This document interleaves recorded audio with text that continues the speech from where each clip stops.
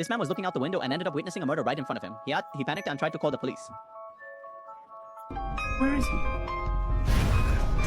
At that moment, his wife woke up to drink water and ended up turning on the light. He ran to turn it off, but the killer had already noticed. Looking down secretly, he made eye contact with the killer, who casually raised his hand and counted the floors to mark, determining the floor of the man's house. The killer walked toward the building. Afraid, the man locked the door and waited with the bat.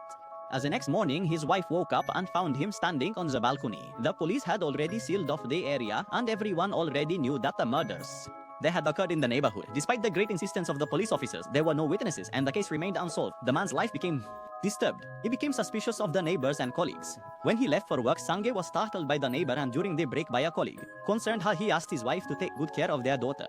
While people suspected the police were investigating, a student claimed to have heard a woman screaming at 1 o'clock in the morning. When the police wanted to question her, the girl's mother interrupted the questioning and refused to cooperate with the police. The detective discovered that the victim's cell phone called the police at 4 o'clock in the morning, but hung up when it didn't. There was a response. However, the student heard screams at 1 in the morning. This indicated that the victim was alive between 2 and 4 in the morning, before being brutally murdered. The case caused great public commotion, making the neighborhood famous.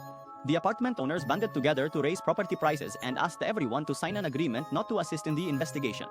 Unable to live with the secret, he planned to anonymously report the murder, but backed out after he and his wife received strange calls.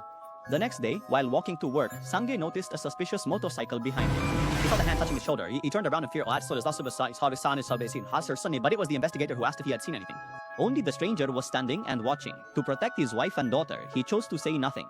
After work, the neighbor knocked on his door and got straight to the point. She knew he had seen the killer. She had also received a call from the killer but was afraid to call the police. The woman wanted to go to the police with him, but he feared the killer might target his family, so he drove the woman out of his house. Without her knowing, that gesture pushed her to her death.